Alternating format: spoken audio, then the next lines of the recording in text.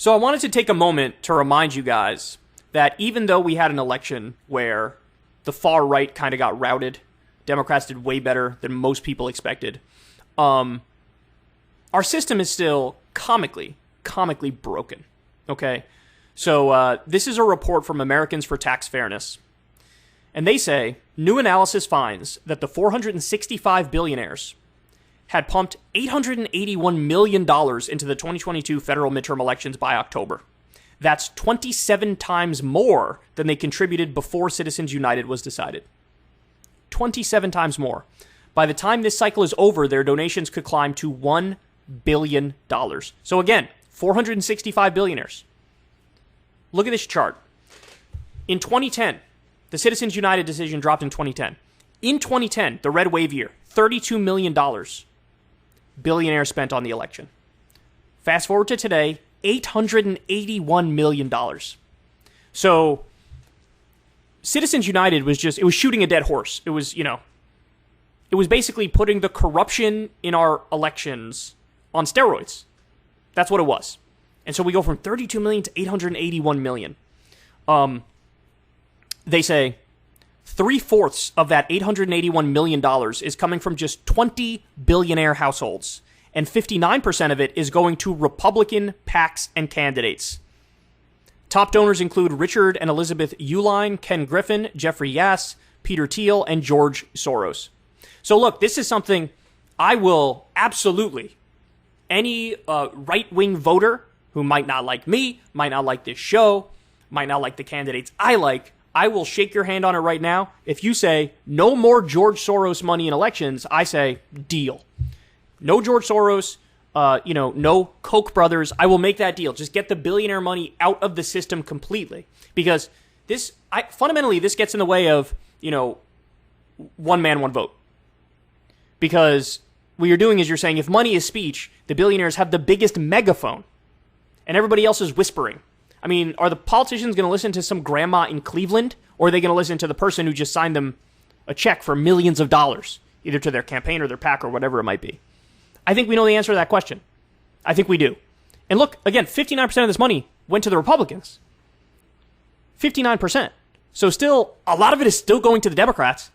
A lot of it is still going to the Democrats. And I'm sure that if you do an objective analysis of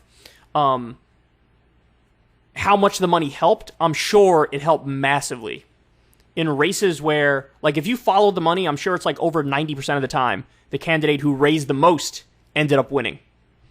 Because that's what it's been in the past.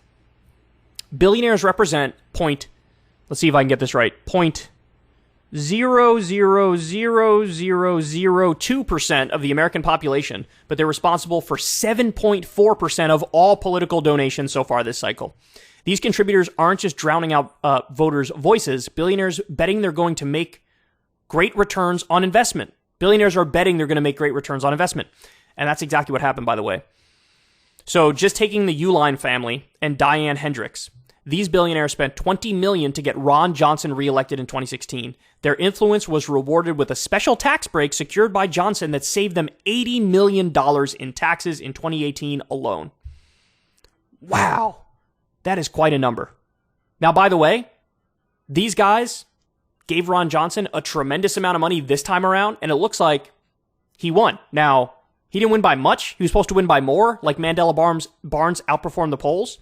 But what if he didn't have that money? What if Ron Johnson didn't have that billionaire money? Would he have won? Would he have won? What percentage of his campaign funds disappear if you get rid of the billionaire money? He may have lost if it wasn't for this. This is what I'm talking about. They buy elections. They rig the system in their favor. And then you wonder why we have a system where it's like crumbs for regular people, but corporations, billionaires, the donor class, they get whatever they want. The military-industrial complex, Wall Street, Big Pharma, they get whatever they want. People fighting over crumbs. The Uihleins have donated $67 million to Republican PACs and candidates so far this election cycle. Diane Hendricks has donated $22.6 million. A lot of that is going to help re-elect Johnson. Wow. So again, if she wasn't involved, if they didn't take that money and run misleading ads, maybe Mandela Barnes would have won. Maybe he would have won. The richest man in Pennsylvania, Jeffrey Yass, has managed to avoid $1 billion in taxes in recent years. Is it any wonder he puts his millions towards electing those who are committed to cutting taxes for billionaires and stopping the IRS from auditing the rich? Yas has donated over $47 million to Republican PACs and candidates so far this election cycle. Look, if you get rid of all the billionaire money and you just do clean elections, which is publicly financed elections, then you would at least be able to have an election based on actual ideas, competing philosophies, competing ideological worldviews. Hey, what direction should we go in? Big government, small government. Should we do this social safety net program? Should we do this tax break? Whatever. It would be a real debate and real discussion. And the money prevents us from doing that. Take a look at Ken Griffin. He spent $50 million to defeat a ballot initiative in Illinois that would have made the wealthy pay more of their fair share in taxes. The tax could have cost him $51 million a year. It's all about return on investment. Griffin has donated over $66 million to Republican PACs and candidates so far this election cycle. All of this is just another example of why we need a billionaire income tax. Billionaires are getting richer and richer at the expense of the rest of us. Many are paying a low federal income tax rate and using their untaxed millions to install officials who will do their bidding. This reminds me, there was an old report from a few years back, the Rand Corporation, and they found that basically the top 1% or top fraction of the top 1% has effectively stolen $48 trillion from the bottom 90%. And actually today that number is over $50 trillion.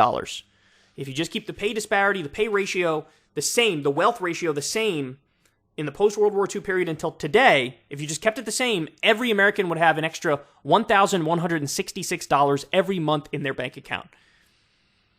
So that's when we had better union policy, better regulation of the business place, higher taxes on the wealthy, higher taxes on the corporations. So we did better redistributive policy. There's something seriously dangerous going on when billionaires are buying social media platforms, news outlets, and politicians. These same billionaires got $2 trillion richer in the first 2 years of the pandemic. Tax them. So, great report here from Americans for Tax Fairness. Really, really incredible stuff. Look, if we don't get the money out of the system, this number's only going to go up and up and up. And the elections are only going to get more and more biased. Honestly, this is the number one issue, because I think the corruption impacts all other issues. The corruption of the system impacts every other issue and stunts progress. We got to change it. That's really all there is to say about it. All right, guys. I love you very much. Love you very much. A little bit of a short show today because, the election took up, most of our time this week, certainly most of my time this week, following the ins and outs of that and giving you all the results in these big bulk segments. But anyway, I love you guys very much. Do me a favor, man. Click that subscribe button. We're trying to get to 1 million subs on YouTube. It is very, very difficult. The algorithm hates me, and stuff doesn't spread to new people. So share the stuff. If you have somebody who might be interested in it, share the stuff. Like, subscribe, comment, click that little bell notification thing so you get a notification every time a video drops. And a huge shout out to all the patrons who make this channel work. I love you guys very much. If you want to support the show, you can go donate on Patreon, $2 a month, $5 a month, whatever you're comfortable with, if you can afford it, of course. And I'm very proud that never had a conversation with an advertiser in over a decade of doing this show, and that's because you guys are able to keep me independent. And a big shout out to all the people who support us on Substack too for Crystal Kyle and friends. You guys are awesome as well. We're going to be talking to Marianne Williamson tomorrow, and she's going to give us her take on the election and the direction the Democrats should go now. So that should be a lot of fun. That should be really interesting. And yeah, that's all I got for you guys. So everybody have a good one, and I'll talk to you soon. Much love. Ever since Adpocalypse, when YouTube defunded all independent news and politics overnight, we haven't trusted them. We know they can pull the rug out from underneath us at any time. If you enjoy this content, please consider tipping $1 or $2 per month on the Secular Talk Patreon. Link in the video description box below. Thanks for your support.